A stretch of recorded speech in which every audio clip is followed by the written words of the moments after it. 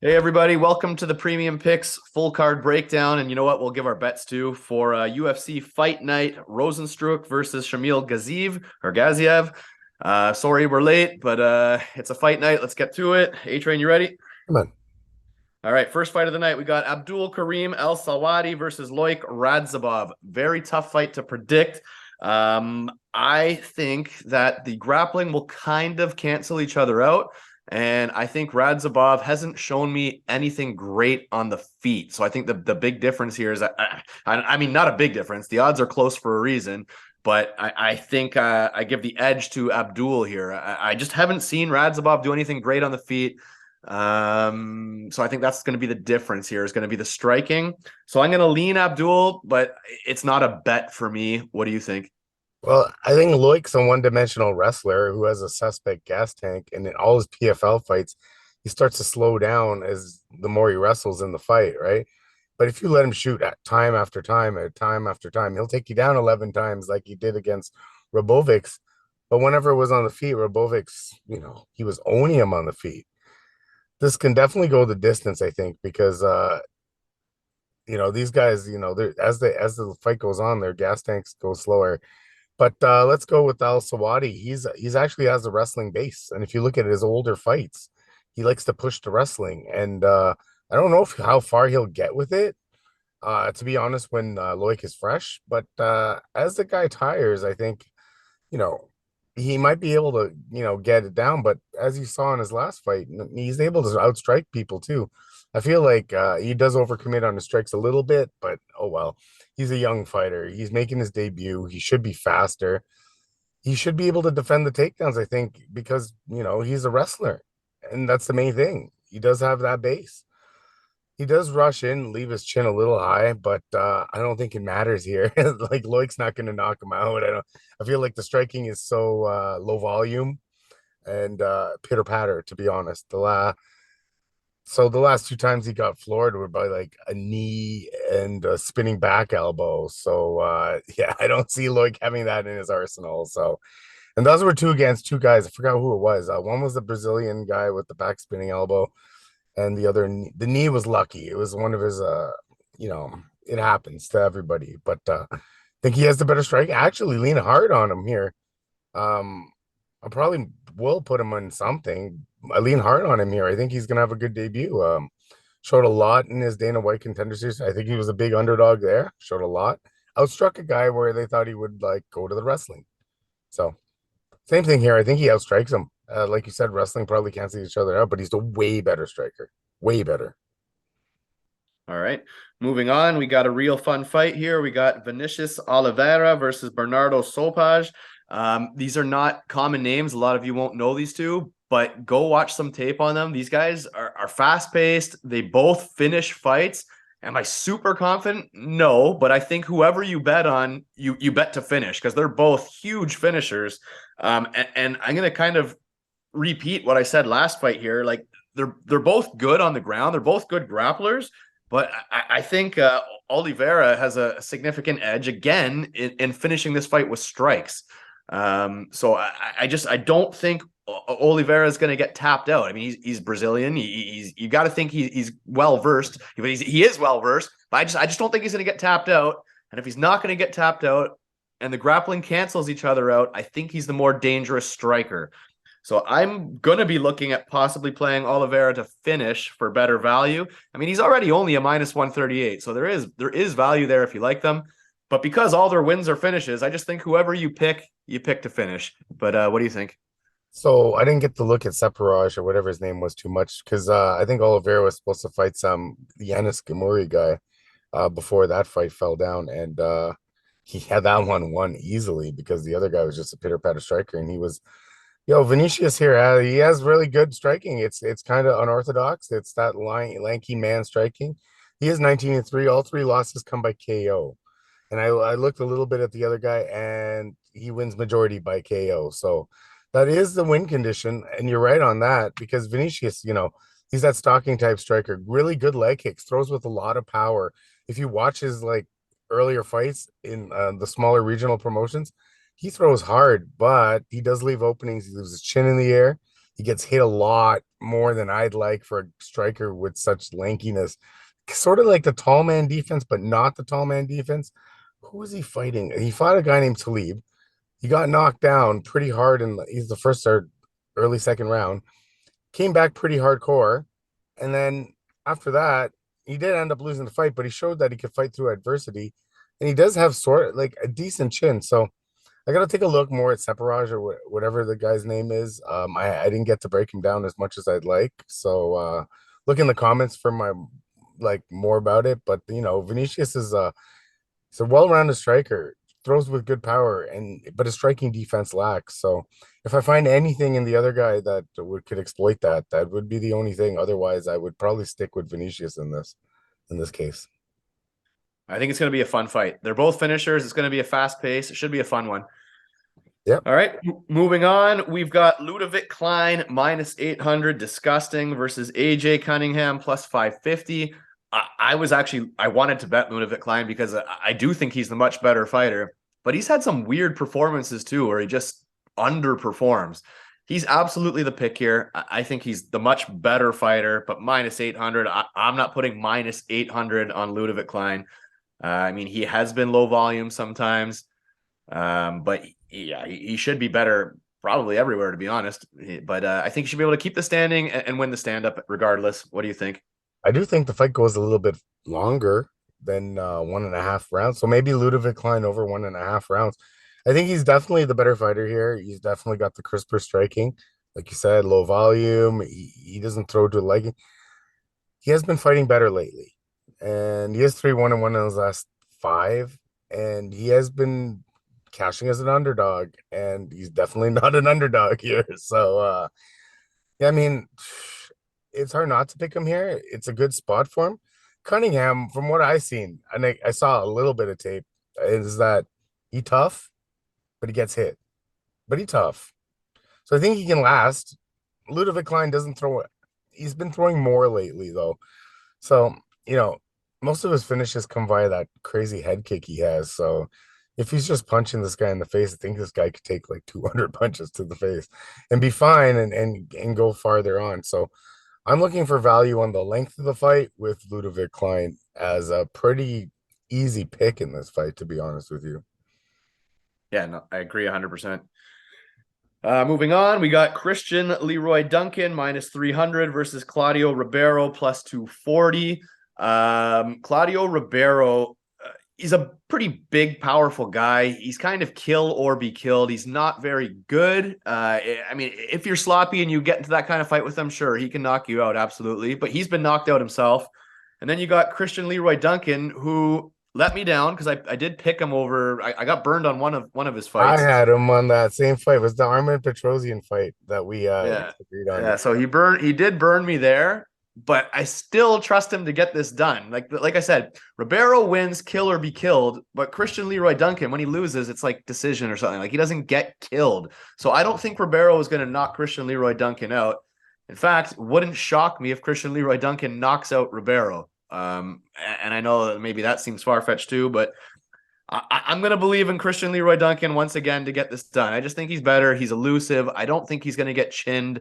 And I think that's the only way Ribeiro wins fights is by catching you on the chin and putting you down. I don't think he's going to do it here. I got Duncan. What do you think? Well, CLD is the flowing striker. He's like he's more technical than Ribeiro. I think he's really powerful as well. Ribeiro can be knocked out. He's shown that he can be knocked out. He got knocked out by Roman Kopylov by the head kick from hell, I believe it was, and the ungodly power from our friend Razak Al Hassan. So Ribeiro has good leg kicks though. Don't forget that. That might work out in his favor because CLD can be hit. He's shown that he can be hit, and that's the problem. Like he has the IQ to wrestle as well. So in that Joseph Holmes fight, he wrestled when he needed to, which is actually pretty smart of him. Like he's not a bad fighter. He's definitely UFC caliber. I don't know how high UFC caliber he's going to ever be. And CLD did get taken down by our buddy Armin Petrosian, who is a awful, awful takedown artist at best. So it's a pass for me. I think the odds are way too high on CLD for a guy that Ribeiro's like stature. Claudio Claire's pretty good. He should win though. CLD should win. But I can't bet. I'm not going to bet it. I think it's too wide for this type of fight that we're going to get. Fair enough. I mean, Duncan has let me down, so I don't even know why I would trust him again. But I just think he's not getting knocked out here. Maybe not. No, but I just think the type of fight that is going to happen is just like I need closer odds than that for that. Okay. Yep. All right, moving on. We got Ayman Zahabi plus 500 versus Javid Basharat minus 700. These odds seem super wide. I don't think Zahabi's a terrible fighter. Honestly, I don't. He's not bad. I mean, I absolutely favor Basharat everywhere. Yeah, I mean, I got Basharat to win the fight. The question is how do I find value? Do I think he's going to finish him? Maybe. No. Yeah, right. Like, no, exactly.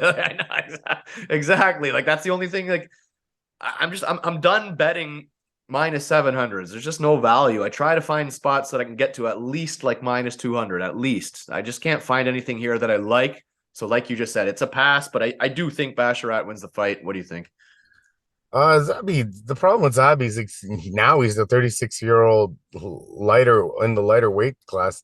He's a no volume counter striker, right? So his takedown defense is decent. It's hovering around like the 75% mark, but like nobody's readily taking him down on a regular basis. You know what I mean? So, and that's like been skewed. Yeah, he had that fight with Reginald a few years back, and that guy went 2 for 13 against him.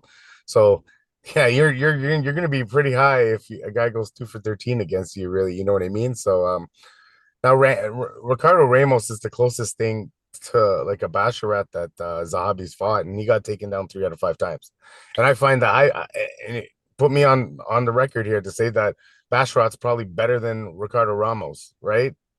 By far, right? Oh, yeah. So yeah, I mean, if Ricardo Ramos is taking him down with I think shittier wrestling, that Basharat would probably be able to get Zahabi down. Maybe not hold him down for the whole fight, but at least get him down. I say that because Javid is an all-rounder. Like he uses his wrestling and uses his striking, and he's shown the ability in all his fights to take someone down at least once. And so like, but he's also shown like he was a finisher on the regional scene, and now he's taken all his fights over the over 2.5 now. So like that's where I'm gonna go with that because he should win this, no doubt. Like he's outstruck all of his opponents. He's taken down every single one of his opponents, and I don't see how he doesn't outstrike Zahabi here. Like he's the younger guy, he's the more volume guy, he's the more hungrier guy. Like Zahabi fights once in a while at 36. So I believe I checked Javid plus 1.5 rounds a couple days ago or a day ago, and it was like minus 175 or something like that. If I'm right. For which prop, sorry? It was Javid to win plus over 1.5. I believe you were getting pretty good odds at that. So Bet365 doesn't have props for that fight for some reason right now. Or hold on, I got to refresh this. I think this is a. I got it here. Minus 240. Javid and over 1.5 is minus 240. So you take a 600 down to a minimal. I think when's he starched the guy, and Zahabi doesn't get starched. He actually is the starcher, to be honest with you. So yeah, I feel like that's a pretty safe spot. I want to see these Basharat brothers get tougher fights. Yeah, these fights are kind of like your records are pretty much flawless. Let's see you step up here. Let's go. Yeah. I guess maybe. All right, moving on to the next fight. We got Eric Anders versus Jamie Pickett. Anders coming in at minus 450, Pickett plus 350. Now this fight's going to go one of two ways. Either they're going to bang it out, which is the way everybody wants to see it. I mean, I want to see it. Or Eric Anders is going to start using that wrestling that he's been showing lately. I hope he doesn't do that. I want to see them just trade and throw down. I would love to see somebody get knocked out here. For some reason, I feel like Eric Anders might play the grinding game here, though. I do like Anders to win the fight, but I don't know how he can ever be a minus 450. I get it. Jamie Pickett's not good at all, but he's losing to good fighters. I'm trying to see how I can find some value here. Anders by decision plus 145, Anders by knockout plus 225. There's not going to be a submission here. overs, total rounds over 1.5, minus 250. I don't know. I like Eric Anders to get it done. I hope they bang it out. How do you see it playing out?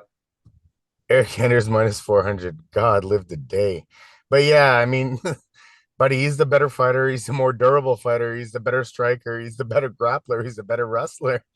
He's the better everything. Pickett is durable, is what I could say. Pickett might have the cardio advantage. He might, because Eric does kind of slow down, but not like to the point where he's like a Khalil Roundtree slow down, to the point where he kind of like holds you up on the side of the cage slow down. You know what I mean? But never uses it in his favor is what Pickett does. When he ever has someone tired, he never pushes a pace. He always gets pushed around. So, Anders has fought the overall better competition. Pickett has actually been finished in 3 of his last 4 fights, but I don't actually see it going that way because I think Anders actually grinds out a decision. But I think this will also be a very slow-paced fight and very like pushy. So Anders plus 1.5, which is I feel another safe spot, is minus 134. Moderate favorite from a minus 400 in a guy that you think is probably going to win this fight more or less the 80 or 90% of the time. So, all right. Moving on, we got a fun one here. We got Matt Shnell coming in at plus 250 versus Steven Erceg minus 334. Matt Shnell, I'll always think of him in his fight with that Sume RG or whatever. I think that's one of my favorite fights ever. What a fucking fight that was. Showed tremendous heart in that one, and he fought back, and I guess he showed durability there, but I still don't think he's very durable, and I think that Steven Erceg is going to hurt him, and then he's going to take him to the ground, he's going to choke him out or finish him on the ground. Matt Shnell is fun because he's generally kill or be killed, so I don't think this is going the distance personally. I think he's going to get killed. Now, Steven Erceg, he's not a huge power puncher, but he's a long, rangy guy. He likes to kind of pick you apart with kicks and shots from the distance, then eventually get into some kind of scramble. Fantastic grappler, very good fighter, great addition to the UFC here. I have him finishing Matt Shnell. So, like I said, Matt Shnell, when he loses, he loses. So the double method on Steven Erceg, he's a minus 334. For him just to finish is minus 150. It's not bad. You're getting 200 points there. I think he finishes the fight. Or you can take him by submission plus 210 because I think he's going to tap him out personally. What do you think? Well, Erceg is well-rounded. He's shown us that he's a good striker with very good takedown defense. The only way this gets to the ground, I think, is if he wants it there, not if Matt Schnell's going to not take him down. I don't think so. And remember, Erceg, the last 2 fights, UFC, he's shown an elite chin, man. An elite chin. So, like, he's not getting dropped by Matt Schnell. So, shown good fight IQ and pretty good wrestling in those fights as well. Like, now Shnell, like you said, is a usually kill or be killed kind of fighter, and Erceg is not a finisher, but styles make fights, right? And like a guy like Erceg who doesn't finish is probably finishing here, to be honest with you. Like, I'm on with you on the finish. I don't think he gets to I don't think he gets to the bell. Erceg will control where this takes place. And I believe he's gonna finish him, but I think it's by KO because he's just gonna Matt's gonna just shell up.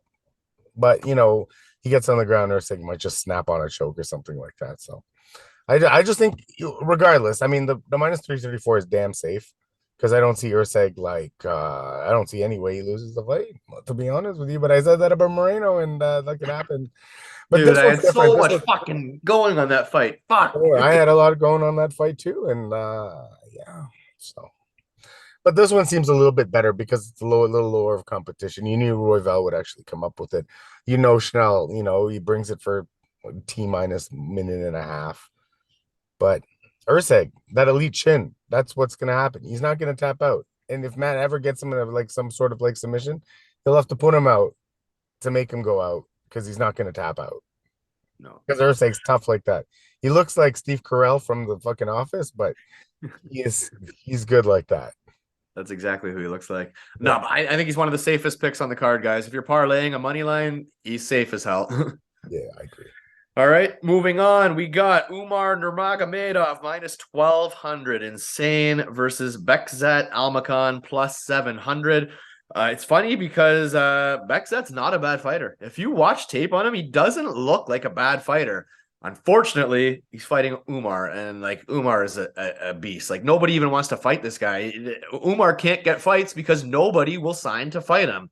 I think he could be the champ right now. I think he could. I love that Corey Sandhagen's taking his shot and calling Umar out. Corey Sandhagen, man, that guy's got fucking balls. He's not scared. He doesn't dodge anyone. I love that about Corey Sandhagen. Quick little shout out to him because he's the only one who wants to fight Umar. Nobody else does. Umar's going to win this fight. It's a question of whether he finishes or not. Minus 1,200. I'm not betting minus 1,200 to finish. Minus 175. So that's 1,000-point swing. So to me, that's your only play is pass or him to finish for minus 175. And like I said, Backsat doesn't look bad by any means, but he's not going to win this fight. Umar's got it. What do you think? Disclaimer: Umar should win and crush this guy. But I watched a ton of tape on Backsat because I wanted to see if I can get any value anywhere. So he's a good fighter.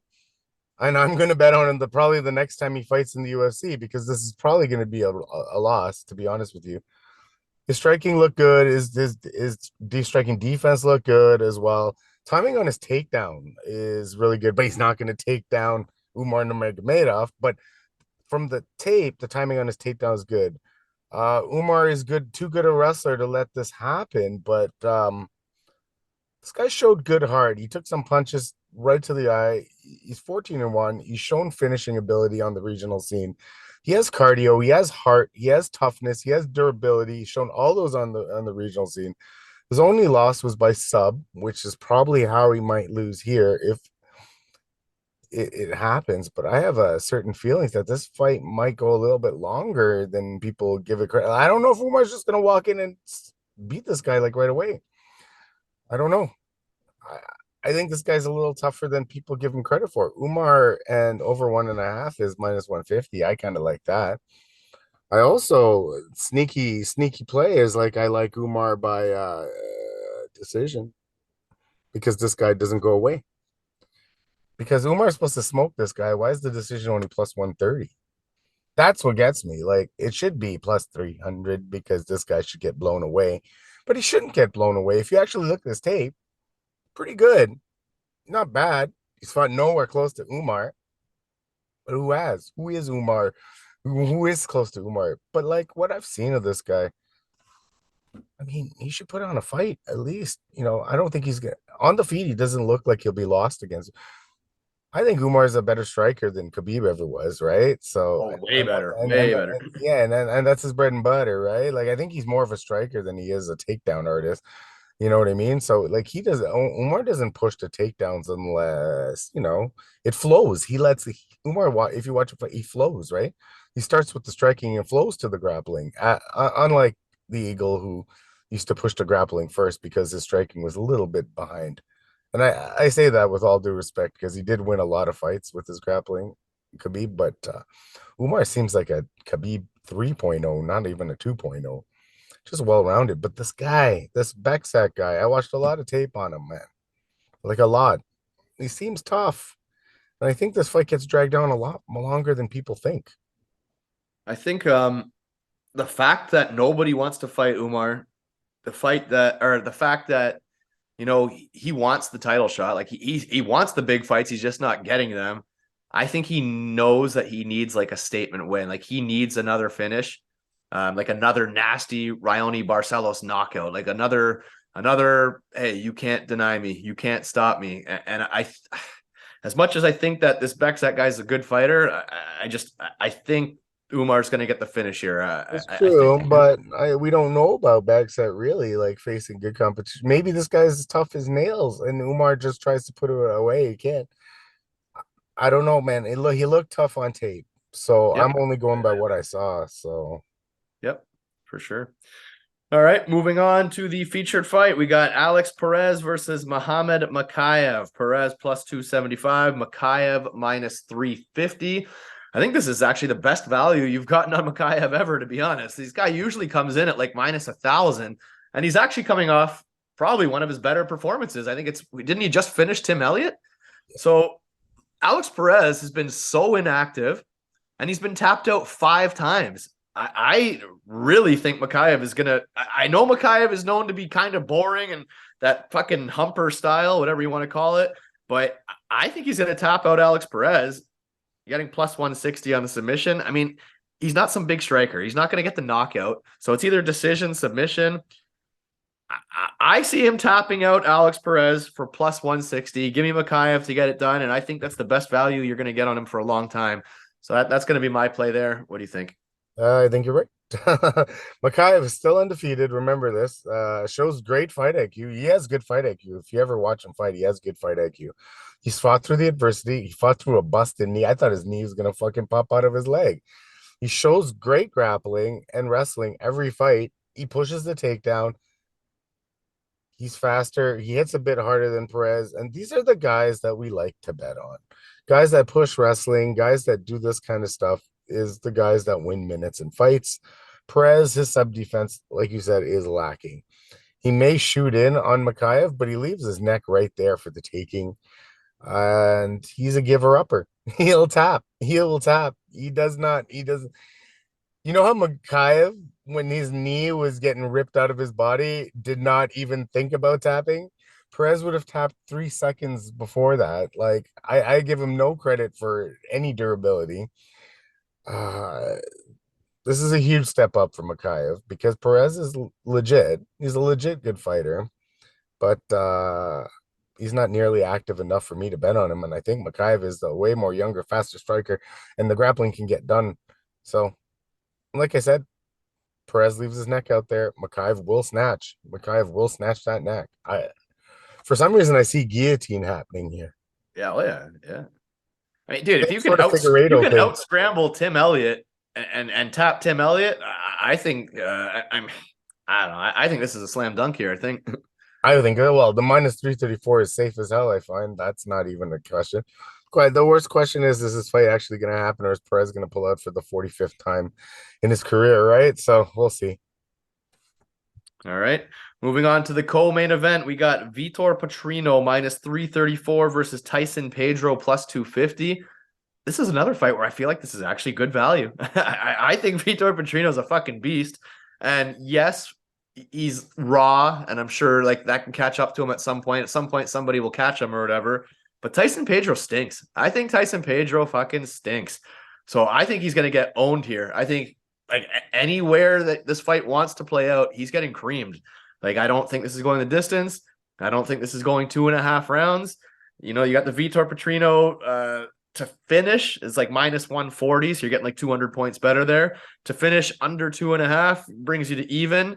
And if you go under 1.5, you're getting the plus money. But I'm not saying it's going to be first round, but I don't think it's going to be long. I definitely think it's under 2.5. Vitor Petrino is going to finish this guy. Way too powerful. He actually has fantastic takedowns if he wants to use them, and he just hits like a fucking truck. So I think he can win this fight any way he wants. He could submit him. He could knock him out. He's going to finish him. That's what I think. What do you think? Well, we bet against Pedro I think pretty much every single time he's fought, haven't we? So, like, I don't think I'm going to change right now. We bet against him with Modestus. We bet against him every single time. He's fucked us a couple times, but Vitor hits like a truck. He has pretty good volume for a guy his size. His grappling and wrestling, like you never said, was non-existent on the. So it's weird. It's like non-existent on the regional scene, but in every single one of his last few fights, like this man's been taking guys down, right? And this guy has been. It's We're talking multiple takedowns, right? Like I feel like it was like 5 or 6 in a couple fights. Like so, this is like he's looked good. He has 12 takedowns actually in his last 4 fights. I wrote that down, so it must have stuck out. So he's actually shown pretty good cardio. Tyson Pedro, once this fight hits the second round, he's done. He has 1 round of cardio at best. And Petrino's gone the distance multiple times, finished his last few fights. I think it's like a progression with Petrino. So his first few fights hit the 3 rounders. He went to decision. And as his career progressed, we start to finish fights. Now we start to, feel comfortable in the octagon. And this guy's learning on the job, right? He's got the power and the volume and the edge, and he's got the IQ. He's so much smarter of a fighter than Tyson Pedro, even at this age. He can out wrestle him. He can out hit him. you just got to stay away from the big right hand, the big power shot, and we're good, right? So yeah, I think it's pretty safe at minus 334. I'm not gonna fuck around with the props on try to get it lower or anything like that. You never know because Petrino's shown that he is has the IQ that he would ride you out to go 3 rounds, and he has the IQ to finish you. This is more probably like Tyson Pedro gassing and Petrino just slapping on a choke or just pounding him out. So I still like the minus 334, and I feel like it's very parlayable. Yeah, it's definitely parlayable for sure. All right, and that brings us to the main event. We got Jairzinho Rozenstruik plus 140, the one-dimensional kickboxer, versus Shamil Gaziev or Gaziev, not sure how you pronounce it, and he will want to take this fight down and finish him on the ground. I think Shamil finishes the fight. I think I just have no trust in Rozenstruik. Yes, Shamil has been rocked a couple times, to be fair, he has. And yes, Rozenstruik hits as hard as anybody, but he's just so fucking low volume. His takedown defense is not good. To me, he's the friggin' modern day Kimbo Slice. I've just lost all faith in him, to be honest. And maybe you're on the other side. I have no idea, but I just have no faith in him anymore. I think Shamil gets the finish as well, to be honest. What do you think? So I'll give him a little bit of props. He's a good counter striker. He has big power. He does have the death touch, but it's so low volume. Like, when's the death touch gonna even come? Sometimes it even throw that death touch all fucking fight. So, like, when do you know? He's definitely faced a better competition that is Rozenstruik, but he loses to the better competition. It's not like he's beating the better competition. And all his wins up against suspect guys, man, like Junior Albini and a whole bunch of Overeem. Like, they're suspect wins. They're not even good. It's like I'm sorry to talk about that, but Gaziev is a come forward pressure fighter. You know, he will suffocate him. He'll get him up against the side of the cage and probably take him down. He's not going to give Rozenstruik the time of day to counter him. He's not going to stand at range and wait for throw something and wait to get countered. That's just not his game. Volume for sure, power throughout the whole fight. Cardio probably won't be an issue, but I've seen him slow down in the tape, right? So I just don't think cardio will be an issue because I think this gets done in 2 rounds, but I could be completely wrong on this. This fight's not parlayable at all. If you want to throw it in some sort of thing that you want to take Gadziev or whatever side you're on. He does show fast hands, but he also is a decent wrestler. Control could use some work, but Rozenstruik himself has shown the propensity to be controlled on the ground. So I think control might be an issue for some fights, but I just don't think control is going to be an issue here. And Gaziev will also win the clinch battle because Rozenstruik never wins the clinch battle. So Are you looking at these odds here? Friggin' the odds suggest that this fight is going to finish in the first round. If you choose the fight to finish in the first round, you're still not getting plus money. They think whoever, I mean, I guess it makes sense. If Rozenstruik wins, it's because he knocks him out quickly, like he's going to catch him. But it just seems, I was thinking in my head, maybe we can play some kind of under 2.5 rounds, either to win, minus 425, under 1.5 rounds, minus 180. Friggin' plus 1.5 rounds, plus 135. Like they're suggesting this fight is going to finish in the first round, is what they're suggesting. That seems a little bit crazy. You're probably better off taking the over 1.5 for odds than even trying to play the under. I mean, I think Gaziev wins. I don't know if he's gonna finish him because Rozenstruik, on the ground, I don't know. Rozenstruik's he's been just ridden out a few times on the ground. So tough fight to call. It's not gonna probably not making my card, but it's a tough fight to call. I do slightly favor Gaziev though. Yeah, I'm just trying to find some way to play him, and even like his minus 170 money line, but to finish he's minus 145. It's like I'm not gonna take an extra 25 points. like I think he finishes the fight. Like I do, but that's just crazy. I didn't find any value on that fight, to be honest with you. Let's be honest. This guy's second fight in the UFC. Now he's headlining a card against a guy that they put up against some of the best names in the whole division. Yeah. So it's a little weird of a fight if you actually look at the dynamics of the fight, right? So I mean, this is a huge step up for Gaziev and a huge step down for Rozenstruik if you look at it that way, right? So the problem is I'd love to bite Rozenstruik here. but if he would throw more volume and go after it a little bit more, because he could probably knock out Gaziev, to be honest with you. Oh yeah, oh for sure. I mean, this card it's not amazing, and I think I'm only going to do one thing here, and I'm going to absolutely hammer a 3-fight parlay. I'm going to hammer Erceg, Mokaev, and Petrino. I think they're all safe, and I think that's all I'm going to play. I think I'm just going to hit them all hard in numerous ways. But those are my three most confident winners. Are those three? Do you have anything that stands out to you? Those three for sure. I'm gonna add Al Sawadi on a couple of them, and yeah, pretty much. I like his odds at 160, minus 170, minus 160, whatever they are. And I have no I do like Basharat on the over 1.5. And I might take a single on the over 1.5 in the friggin' Umar fight. I think he goes a little bit farther than people expect it to. This guy's gonna. I feel like this guy's gonna be put on a good. Problem is, I feel like this guy Bagzader is gonna put on a good showing, and then when we go bet him on the next guy, he's gonna pull that. I had a good fight against Umar, and then fucking lose the next fight kind of deal, right? You know what I mean? How that always happened. Bedoya did it to us. The other guy the other day did it to us. So yeah, I'm not gonna judge anyone off a loss anymore. All right, guys. Like I said, for the next card, it's a pay-per-view, so we will definitely do 2 episodes for that. It will be Sunday morning. We'll have it up right away. We're probably going to film it the next couple of days here. Drop us a comment, like, subscribe. Let us know who your favorite pick is on this card or who your favorite prop is. If there's any underdogs that you really, really like or someone you want us to watch more tape on, let us know. But yeah, let's smash some bets Saturday, and we'll see you Sunday with the UFC 299 preview. Have a good one, guys. Peace.